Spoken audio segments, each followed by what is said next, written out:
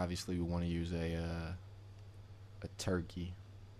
I'm gonna name it the. You know what? I'll make it like it's a parade or something like that. So we'll name it the Thanksgiving Day Parade. The type of font I want to use is something a little more fancy than this.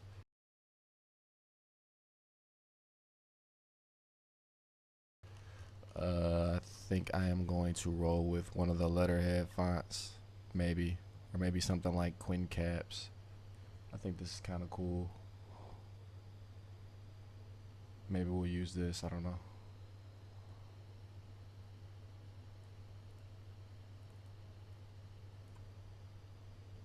See what else we got. Oh, Rio Grande. I think this is doper. Except I'll use this for the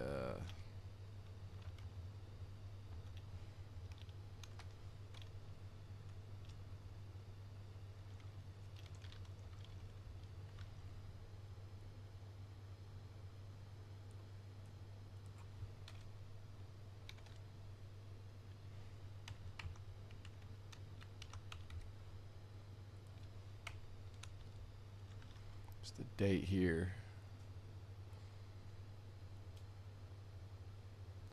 Now this over here is the leading, and what that does is like set the spacing between the characters, or I'm sorry, between the lines that you have of type. The other one that separates the characters is the tracking. So we'll do like make the actual date a little bigger. Pull that down. And this could be like down here.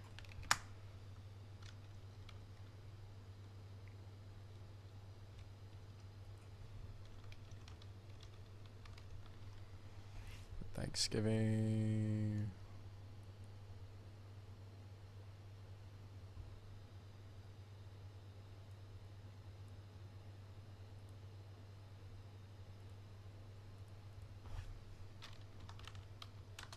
Something a little more clean. There we go.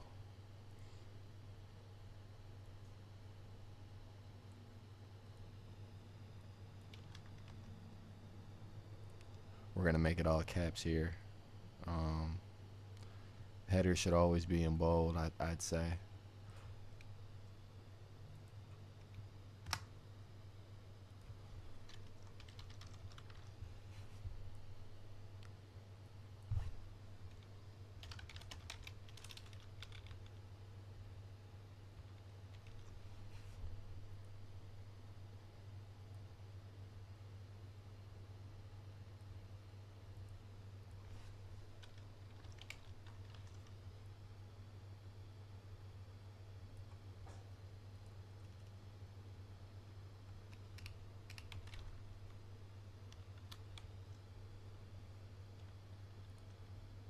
I'm just gonna up the contrast a little bit on here, and maybe darken it a little bit.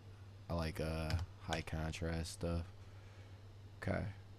What else did I download? Let's see.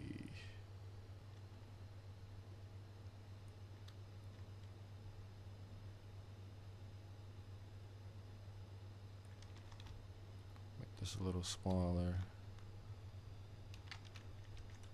I'm gonna duplicate it with Apple J or Control J. I right clicked on it, and then flip horizontal. Want it to have some type of symmetry.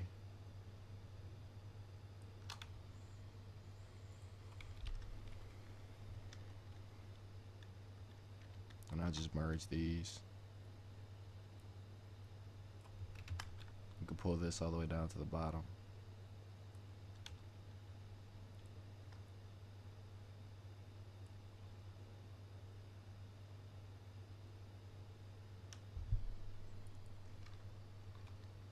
Generally, you do like a maybe an address 123 street here, city, state, zip.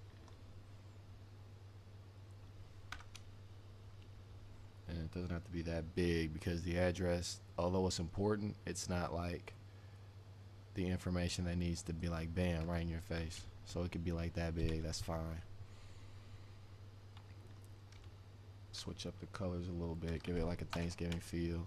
Coloring is very, very important with design. It sets the mood, and it'll actually just step it up a lot more visually if you take the time to set a color scheme.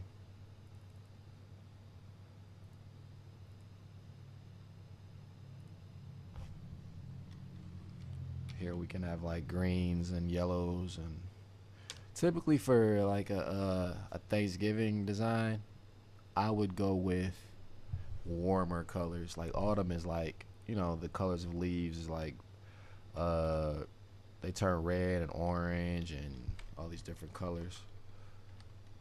So I'm gonna take the where is it? The paint bucket and just fill it in with this foreground color here. That's the color I want to use. I'm gonna play with the gradient settings a little bit in the background just to add some depth to it. I'll do I double clicked on the background copy layer that I made, and then I'm gonna click on gradient overlay and then set it to overlay just to get my color back. Now another way to bring up your layer blend options is to hold on one second, is to select the layer and then click this FX down here, and it brings up all the different options you can pick. Or you can right click on it and go to where is it blending options, or you can double click on it. See, 3 different ways to get to this menu. So once you go to the gradient overlay, or however you want to set up your background, I mean, because there's a million different ways you could do it. I'm gonna just mess with the gradient overlay, and instead of a linear style, which means it's just a straight fade, I'm gonna go with like a radial fade, so that it starts off on the inside with a dark color and then it fades off to the light. Except I want it to reverse, so yeah, I'll do it like that, light to dark instead of dark to light, and then lower the opacity a little bit. When you play with the gradients and the shadows, it just adds more and more depth to your design. So I'll do that, and then now I'm gonna go back to this turkey layer here, and I think I want to duplicate it. You can do that by clicking on it, holding it down, and then dragging it into the new layers palette. It'll make a second layer for you. Alternatively, you can just push Apple J or Control J if you're on a Windows computer, and it'll duplicate the layer. So I'm gonna hit Apple T to get my free transform thing back up, and I'm gonna flip it vertically because I want to add a bit of a reflection at the bottom. Okay, now to do the reflection, you have to hit the layer mask down here, and it brings up this box on the layer that you're going to add the reflection to. Now you're gonna go to your gradient tool, click up here and make sure that it's black to fade, and then you'll draw from the bottom up until you can fade out what you want to fade out. Now at this point the text here is like overlapping it, so it's kind of distracting, so I'll do it like that. It's better. It just kind of gives the design a little bit more dimension. It makes it look like the dish is sitting down on a shiny reflective surface. Another thing you can do kind of is like here I'll select the marquee tool and then draw a rectangle box like right here. Gotta add a new layer, and I'm gonna go back to the gradient tool, but this time instead of using black, I want to use white to transparent, and I'll drag from the bottom, from the top to the bottom to create like kind of a table sort of thing. And here it's too dark for me, so I'll bring it down some, and that adds even more of a realm of depth to it. there's like a hard line at the bottom down here, so I'm gonna hit that mask one more time, hit the gradient one more time, and wipe that away. I think I'll wipe away the sides too.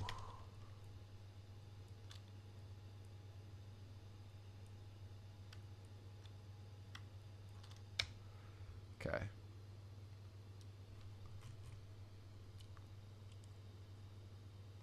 Um, maybe I want this to be white instead of black.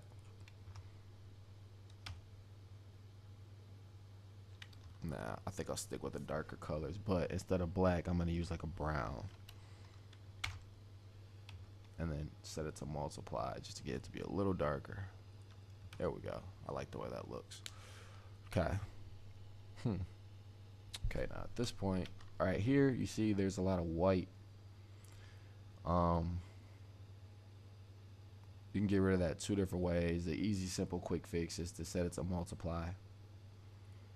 But then when you set it to multiply, you realize that the layer beneath it also soaks up in between these other colors. For this typical design, for this particular design, it doesn't really matter. I actually like the way that looks, but if you wanted to kind of just get rid of the white, you would have to do a couple different things, like go to the matting and then go to defringe it a bit, maybe 2 or 3 pixels. That gets rid of some of the white, as you can see. And then you'd have to go into detail down here and clean it up with the lasso or the pen tool. I'm just gonna set it to multiply because, like I said, it works for this design.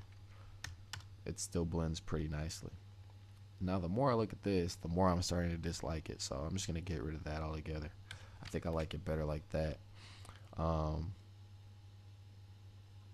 a big fan of like light flares and soft brush lighting, so I typically take my brushes and create little lights.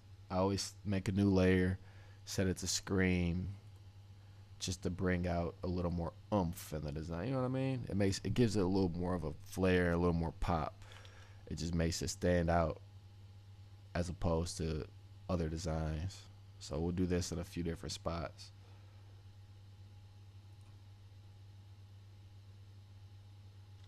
Okay, that looks cool.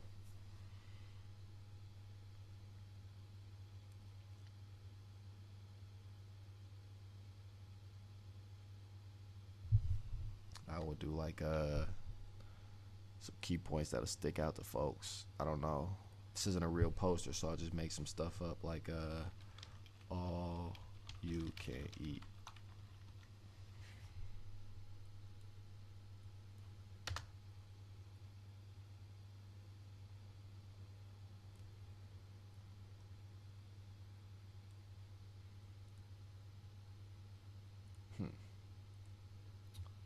Let's use something a little more cool. Nah, I don't like that.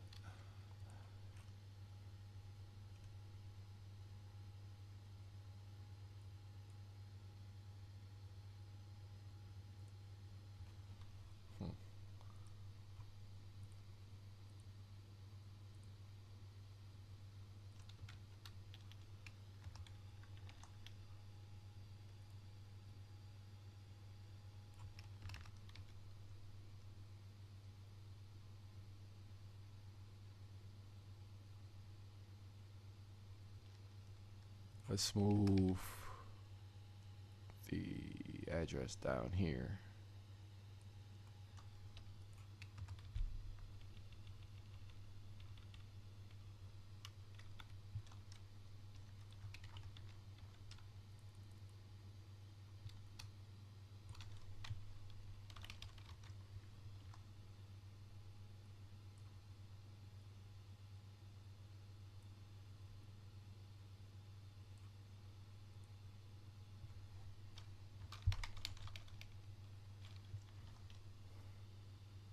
All you can eat lunch and dinner. How about that?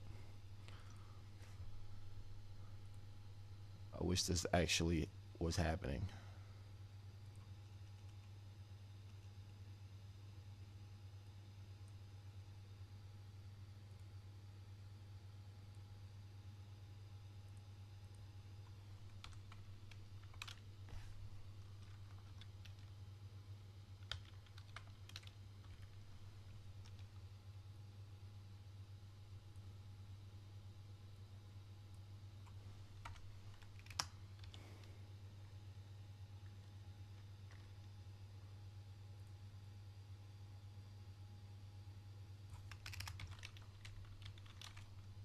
Okay.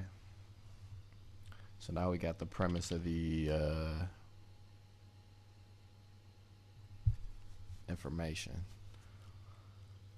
That's pretty much it. I would like to make it look a little cooler. This is what I'll do. I'm gonna hit the net real quick and look for like some autumn leaf textures.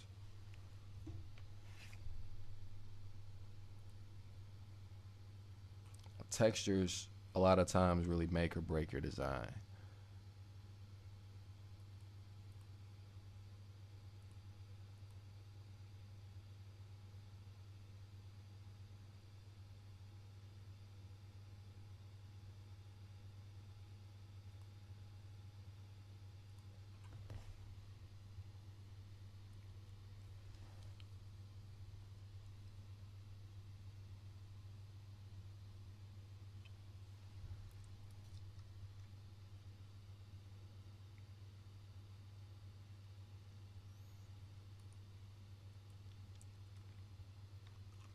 Just gonna throw this texture, this layout that I got in here.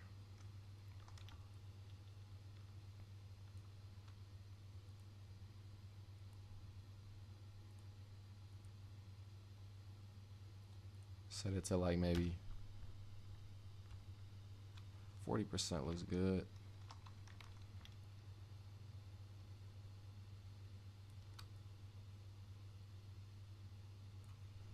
Okay, we're gonna hit this chain up here to make sure when we enlarge it stays the same.